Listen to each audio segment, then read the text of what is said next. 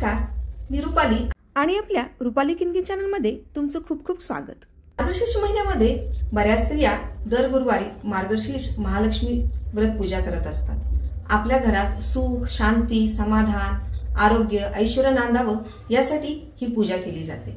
तर या वर्षीची जी मार्गशीर्ष महिन्यातील पूजा आहे त्याबद्दल आज आपण या व्हिडिओमध्ये पाहणार आहोत। त्याचबरोबर की जर तुम्ही चॅनलवर नवीन असाल तर चॅनलला पटकन सबस्क्राइब करा। जर तुम्हाला हा व्हिडिओ आवडला तर व्हिडिओला लाईक करा, शेअर करा आणि कमेंटमध्ये श्री माता लक्ष्मी प्रसन्न लिहायला विसरू नका। मार्गशीर्ष महिना हा ईश्वरी अंश असलेला अतिशय पवित्र महिना आहे। या महिन्यामध्ये प्रत्येक गुरुवारी व्रतस्थ राहून लक्ष्मी व्रत करणाऱ्याला मी सुखात ठेवीन असं पद्मपुराणात स्वतः लक्ष्मी मातेने म्हटलेले आहे। म्हणूनच हे व्रत अतिशय श्रद्धेने केले जाते। आपल्याला अखंड सौभाग्य लाभावं, घरामध्ये सुख, शांती, समाधान लाभावं, तसेच चांगला वर मिळावा यासाठी बऱ्याच सवाष्ण स्त्रिया, मुली या मार्गशीर्ष गुरुवारचं व्रत करत असतात। 2025 या वर्षी मार्गशीर्ष महिना 21 नोव्हेंबर रोजी सुरू झालेला आहे। तर या वर्षी एकूण 4 गुरुवार आलेले आहेत। यातील पहिला मार्गशीर्ष गुरुवार हा 27 नोव्हेंबरला आहे, तर दुसरा 4 डिसेंबर आणि तिसरा 11 डिसेंबरला आहे, तर चौथा गुरुवार 18 डिसेंबरला आहे। आता या लक्ष्मी व्रताची पूजा मांडणी कशी करायची, पूजा कशी करायची, उद्यापन कसे करायचे, आरती कुठली म्हणायची याविषयी आपण पुढे पाहूया। मार्गशीर्ष गुरुवारी लवकर उठून घर स्वच्छ करून स्नान करून दाराभोवती रांगोळी काढावी। त्यानंतर जिथे आपण पूजा मांडणार आहे ती जागा देवाच्या जवळ किंवा साईडला असली तरी चालेल। फक्त महालक्ष्मीचे जे मुख आहे ते पूर्वेला किंवा उत्तरेला अशा पद्धतीने आपण ही पूजा करायची आहे। मी या ठिकाणी देवघराच्या शेजारीच ही पूजा मांडली आहे। जिथे पूजा मांडणार आहे ती जागा मी स्वच्छ करून घेतली आणि एक पाट घेऊन किंवा चौरंग घेऊन त्याच्यावर एक कापड अंथरलेला आहे। तुम्ही ब्लाउज पीसही वापरू शकता। त्यानंतर महालक्ष्मीचा एक फोटो ठेवलेला आहे। त्याचबरोबर जे मार्गशीर्ष व्रताचं पुस्तक आहे तेही ठेवलेलं आहे। घंटा ठेवली आहे, समई ठेवलेली आहे आणि श्रीयंत्रही ठेवलेलं आहे।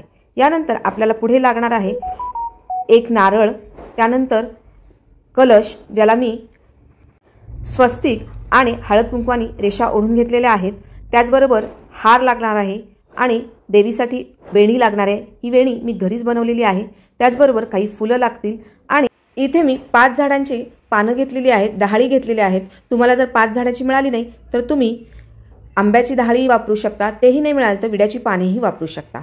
माझ्याकडे घरातच ही सर्व झाडं असल्यामुळे मी ती पानं घेतलेली आहेत।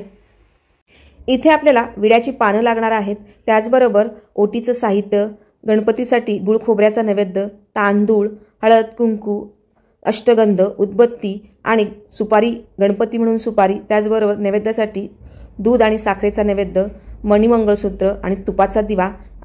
यानंतर आपल्याला 5 फळे लागणार आहेत। मी इथे 5 वेगवेगळ्या प्रकारची फळं घेतली। तुम्हाला जर एकाच प्रकारचं घ्यायचं असेल तर ते 5 या संख्येत घ्या आणि देठ असलेली फळं मिळाली तर अतिउत्तम। पूजेची सुरुवात ही आपण प्रथम समई लावून करायची आहे। इथे मी समई लावलेली आहे।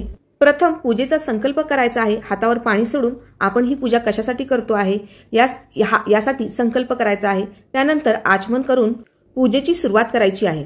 कोणत्याही पूजेची सुरुवात आपण गणपती पूजनाने करतो। इथे मी पानावर थोडे तांदूळ ठेवून त्यावर सुपारी, गणपती म्हणून सुपारी ठेवली आणि आता हळद कुंकू लावून आपण याची पूजा करून घेऊयात। अक्षदा वाहूयात, फुले वाहूयात। यानंतर आपण श्रीयंत्राची पूजा करणार आहोत। तांदूळ ठेवून मी श्रीयंत्र ठेवले आणि त्याच्यावर आपण हळदी कुंकू लावून घ्यायचं आहे। हळद कुंकू वाहिल्यानंतर फुले व्हायची आहेत, अक्षदा व्हायच्या आहेत। महालक्ष्मीला कमलगट्ट्याची माळ, कवड्या, श्रीयंत्र प्रिय आहे। यापैकी कोणतीही वस्तू तुमच्याकडे असेल तर ती तुम्ही पूजेत ठेवायची आहे। यानंतर आपण फोटोची पूजा करत आहोत। या ठिकाणी आपण हळद कुंकू लावून घ्यायचं आहे। त्यानंतर अक्षदा व्हायच्या आहेत आणि फोटोला हार घालायचा आहे। यानंतर आपण कलशाची स्थापना करणार आहोत। इथे मी तांदळाची रास केली आणि त्याच्यावर आता आपण पाण्याने भरलेला तांब्या ठेवायचा आहे। तुम्ही तांब्याचा तांब्या घेऊ शकता, चांदीचा घेऊ शकता किंवा स्टीलचाही घेऊ शकता। यानंतर तांब्यामध्ये हळद, कुंकू, अक्षदा, सुपारी, 1 रुपयाचे नाणे आणि फूल घालायचे आहे। जर तुम्हाला दुर्वा मिळाल्या तर तुम्ही दुर्वाही याच्यामध्ये घालू शकता। यानंतर आपण ज्या 5 झाडांच्या डहाळी घेतल्यात त्या कलशामध्ये ठेवून त्यावर नारळ ठेवायचा आहे। हा नारळाची शेंडी वरच्या बाजूने येईल अशा पद्धतीने आपण हा नारळ ठेवायचा आहे। नारळालाही हळद कुंकू लावून घ्यायचं आहे। यानंतर सौभाग्याचे अलंकार जसे की नथ, मणी, मंगळसूत्र घालायचे आहे. फुलांची वेणी घालायची आहे. विड्याच्या पानावर ओटीचे साहित्य ठेवायचे आहे. हळद कुंकू व्हायचे आहे. अक्षदा व्हायच्या आहेत आणि फूल ठेवायचे आहे. यानंतर गणपतीला गुळ खोबऱ्याचा नैवेद्य ठेवायचा आहे. यानंतर मार्गशीर्ष गुरुवारच्या कथा पुस्तकाचीही पूजा करायची आहे. पाणी ठेवायचं आहे आणि त्याचबरोबर 5 प्रकारची फळंही ठेवायची आहेत. पूजा मांडणी करताना रांगोळी पुसली जाऊ नये म्हणून मी इथे पूर्ण पूजा मांडणी झाल्यानंतर सुंदर अशी रांगोळी काढून घेतलेली आहे. संपूर्ण पूजा मांडणी झालेली आहे. तुम्ही पाहू शकता सुंदर अशी आपण मार्गशीर्ष गुरुवारची महालक्ष्मी व्रताची पूजा मांडणी केलेली आहे. या पद्धतीने अगदी सोप्या पद्धतीने आपण ही पूजा केलेली आहे. आता आपण यानंतर देवीला खण किंवा ब्लाऊज पीसने ओटी भरायची आहे. ती ओटी मी ठेवलेली आहे. यानंतर तुपाचे निरंजन लावावे आणि महालक्ष्मीचे जे मार्गशीर्ष गुरुवारची जी कथा आहे ती वाचावी किंवा ऐकावी. दुसऱ्यांनाही ऐकण्यासाठी, शेजाऱ्यांना वगैरे ऐकण्यासाठी बोलवावी. त्यानंतर आपण तुपाच्या निरंजनाने आरती करणार आहोत. जे पुस्तकामध्ये देवीची आरती आहे तीच आरती म्हणायची आहे किंवा तुम्ही महालक्ष्मीचीही आरती म्हणू शकता. यानंतर दूध साखरेचा नैवेद्य दाखवायचा आहे. दिवसभर उपवास करायचा आहे.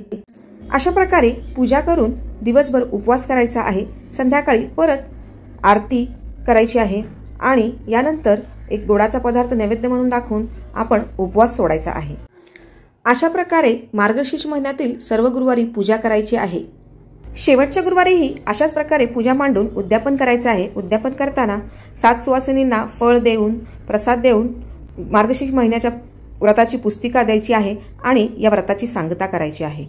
एखाद्या गुरुवारी जर अडचण आली, म्हणजे की तुम्ही एखाद्या वेळेस आजारी पडलात किंवा मासिक धर्म आला, तर अशा वेळेस घरातील इतर व्यक्तींकडून, पुरुष किंवा मुली मुलगा यांच्याकडून ही पूजा मांडून घ्यायची.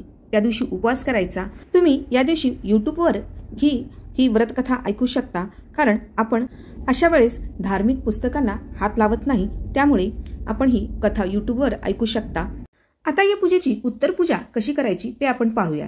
दुसऱ्या दिवशी म्हणजे शुक्रवारी तुपाचा दिवा लावून महालक्ष्मीची आरती करायची आहे. त्यानंतर देवीला दुधाचा किंवा साखरेचा नैवेद्य दाखवायचा आहे आणि त्यानंतर दिवा शांत झाल्यानंतर सर्व पूजा मांडणी काढायची आहे. यात पूजेत वापरलेले तांदूळ आपण पक्ष्यांना घालू शकता. त्याचबरोबर कलशातील पाणी आपण तुळशीला घालायचे आहे आणि यात जो आपण नारळ वापरलेला आहे तुम्ही तो पुढच्या 4 गुरुवारसाठीही वापरू शकता किंवा दर गुरुवारी नवीन नारळ वापरू शकता. मी 4 गुरुवारी हा एकच नारळ वापरते आणि उद्यापन झाल्यानंतर हा नारळ आपण घरामध्ये या नारळापासून एखादा गोडाचा पदार्थ बनवून तो सगळ्यांनी प्रसाद म्हणून ग्रहण करायचा आहे. अशा पद्धतीने तुम्ही मार्गशीर्ष व्रताची पूजा करा. घरामध्ये महालक्ष्मी प्रसन्न राहील. सर्वांना सुख, समाधान, आरोग्य लाभेल. मंडळी, हा मार्गशीर्ष गुरुवार पूजेचा विधी तुम्हाला कसा वाटला हे मला कमेंट करून नक्की सांगा आणि हा व्हिडिओ पाहिल्याबद्दल धन्यवाद.